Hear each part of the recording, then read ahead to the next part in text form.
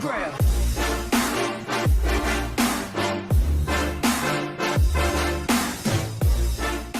Hey there, football fans. My name is Derek P. Fields, and welcome to the Gridiron Blitz. Be sure to subscribe and ring the notification bell because we talk all things Detroit Lions. I just want to thank everyone for coming out last night to the live stream watch party. We had a really good time. Like we usually do after every game, we're going to get into the box score here and talk about some things we liked and some things we didn't like.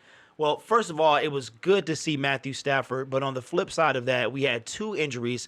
We had Mr. Jarrett Davis go down and Mr. Frank Ragnow go down. Now, early assessments is that they are both ankle injuries. The immediate worry was that Jarrett Davis had an Achilles issue. If he had an Achilles issue, then he's done for the year. But it's looking like Ragnow might have a low sprain and that Jarrett might have a high, or vice versa. It's one of those two. I don't remember, but it hasn't been confirmed yet. When that information comes out, maybe I'll make a community tab post or make another video or something like that.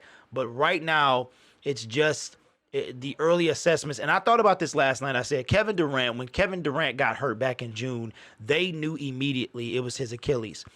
We did not hear that yesterday, so I figured that was kind of a good sign. So hopefully that it's just those two minor issues compared to like a season-ending injury like Jermaine Kearse or an Achilles rupture, then you're done. So hopefully that's all there is, and we can see those guys back at the very least after the bye week. So hopefully they can be back as early as week 1, but I'm not sure. We'll see.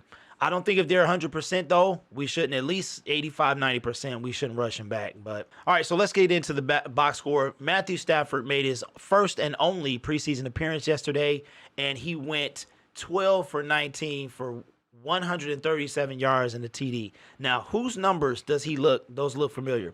Mr. David Fales last week. Almost exactly the same amount of attempts versus completions, almost the same amount of yards, and I think there was also a TD involved as well. But I'm not trying to compare the two. I just thought that was kind of great. Now, speaking of that, we're going to talk about David Fales in a little bit.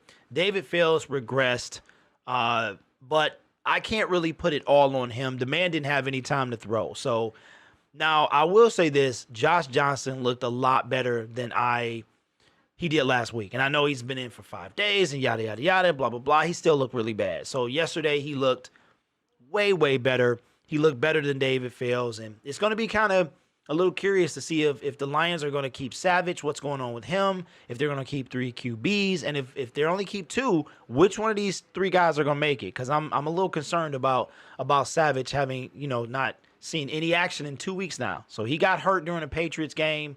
No action last week, no action this week. Okay, so I look for this stuff during the regular season, and I want to see total number of plays, how many yards the Lions can get per play, how long did they hold on to the ball versus the other team. So the Lions, it was pretty equal across the board, as you can see here. 21 first downs for the Bills, 19 for the Lions. Rushing first down were the same thing, almost the same difference in 2. With 11-9 for the Detroit Lions. They had 3 penalties each that resulted into first downs. The Lions, now here's the thing. Now, I understand this is preseason, so I'm not going to show too much concern. But during the regular season, this type of statistic was an issue. Third down conversion, neither team was good, but the Lions were less than, looks like 10%. Maybe 7%. They went 2 for 13 in third down conversions, where the Buffalo Bills went 4 for 10. Fourth down efficiency, the Lions were 66%, actually 2 out of 3, so that's not bad.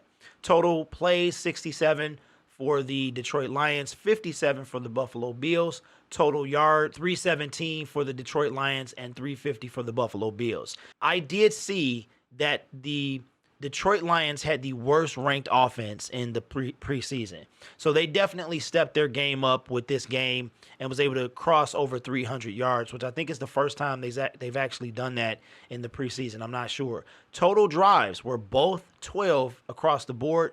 Yards per play, 4.7 for the Lions, 6.1 for the Bills. And the passing game, the Lions had 212 yards versus the Bills 203.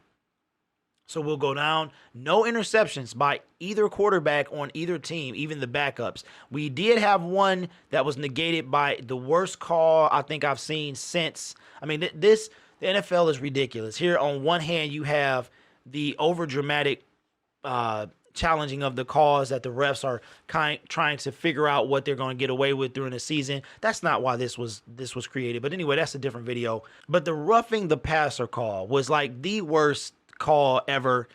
I understand he did put his hands on him. He did give him a little love tap, just a little like gentle push. But that was just an absolutely horrendous call. So the game of football is definitely changing. Like I said, guys, it's preseason and blah, blah, blah. But this was a dress rehearsal game. And the season, we'll be talking about season games in 2 weeks. But my thing is that these were concerning stats for the Lions in past years.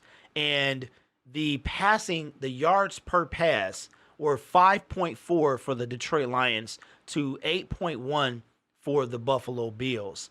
That is a troubling statistic to me. Rushing was 147 for the Bills, 105 for the Detroit Lions. They average 3.8 a carry to Buffalo's 4.6. Now, red zone, the Lions wind up going 50%. I think that initial play, that initial drive for Matthew Stafford that almost ended in a touchdown, and we had the result for a field goal. Now, every now and then, that's okay, but we have to do better in the red zone this coming season. Turnovers, Detroit had 1, and Buffalo had 2. They should have actually had 3, and they were 2 fumbles. Actually, all of the turnovers were fumbles. Time of possession, Detroit held the ball 3 minutes longer than the Buffalo Bills at 31 to their 28. So some things that I did like. I loved the first offense. We looked really good. I mean, Matthew Stafford, in my opinion, he didn't look like he was actually literally throwing the ball with as much force as he probably would in a regular game. There was a lot of passes that really didn't have a bunch of zip to them, but I just think it was like a preseason game. So he's like, I'm not really going to blow my arm out on a preseason game. But he looked sharp. Now, rushing, the Detroit Lions had the standout yesterday was Mark Thompson. Kerryon Johnson came in. He actually had 2 rushes for 4 yards. Ty Johnson had 4 rushes for 9 yards. Josh Johnson had to scramble. Zach Zenner went 4 for 21. C.J. Anderson went 8 for 24. And Mark Thompson went 8 for 34 with an average of 4.3 and a touchdown. He was the only one of the running backs to get a touchdown. I want to ask you, I'm going to take a little sidestep here. Do you think Mark Thompson makes the roster over Zach Zenner? Okay, because there's an article on FanSided that popped up today of 5 Detroit Lions that are on the bubble. Among them were Brandon Powell, Isaac Nuada, and Zach Zenner. So very, very questionable there. This is going to be quite the last week. I specifically think that Zach Zenner still makes the team and Mark Thompson possibly goes to the practice squad or gets cut altogether. But that's just my opinion. Now, if we go down to rushing here or receiving, TJ Hockenson was the stud we all knew he was going to be. 3 receptions for 52 yards. And look who number 2 was. Number 2 was Mr. Danny Amendola. So I think that you guys could go ahead and stick a fork in the whole DA talk. As long as any one of us stays healthy, they're going to ball out. This man came to play. He looked quick. He looked strong. He looked legit. So Danny Amendola, all that talk, if you're still doubting him, stop. Okay? We already put the disclaimer out there that everyone has to stay healthy. If he stays healthy, he is going to be an asset. 3 catches, 30 yards, an average of 10 yards. So Danny Amendola did his thing. My thing here that we got to kind of look at are these guys fighting for roster spots. My biggest disappointment yesterday are the wideouts that are fighting for positions. Fulgham and specifically Duhart. Those 2 gentlemen, to me, But Fulgham, after not laying out last week for a catch, fumbling after he had a catch, had the ball secure, unsecured the ball, that's when he fumbled. And that was actually a game-changing moment. Lions get that first down, they could have scored a touchdown. I really believe with Josh Johnson in the game still, they would have scored a touchdown, taken the lead, and won this game. But that's exactly why the preseason is played. The preseason is played for things like this, to say, okay, this guy, we got to cut him. We got to keep this guy, because the win and loss absolutely means nothing. The biggest takeaways from here is once again, more injuries. Jared Davis and Frank Ragnow, and that our starters look crisp. I mean, after Matthew Stafford warmed up for about 5 minutes, first 5 minutes or whatever passed, he looked good. And Hockenson looked great. Jesse James bobbled a pass, but he still looked amazing. And all the starters look great. They really did. I really am looking forward to this season. But Dantes, the guy we brought back, all the little bubble wideouts are quite concerning to me. I think as of right now, none of them are really jumping out at me. I will say that I have to probably admit that Tom Kennedy is probably the one that might kind of dark horse this thing and come up and all of a sudden make, the fifth wideout, because he's probably been the most consistent guy out there as far as the bubble wide receivers. But I noticed yesterday they were actually using him in the special teams game as well, returning kicks and punts. So anyway, guys, that's pretty much it. Went over the box score. First team offense looked great. And I hope that Jared Davis and Frank Ragnow have very, very mild injuries so that we can continue to have those guys.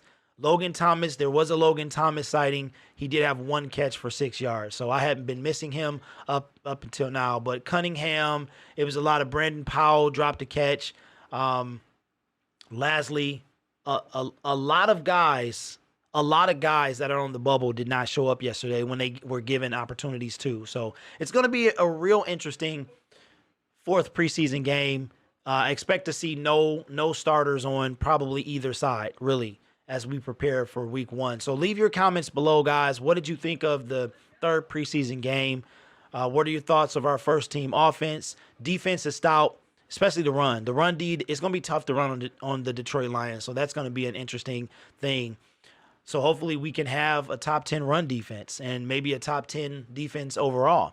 So Awarie looked good yesterday. He made a dramatic leap, in my opinion, from week 1 to 2 and from 2 to 3. So that young man has definite potential.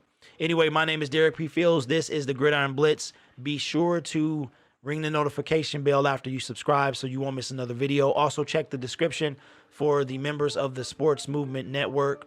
And I would appreciate that if you subscribe to those gentlemen as well. So I will talk to you guys later. Derek is out. Peace.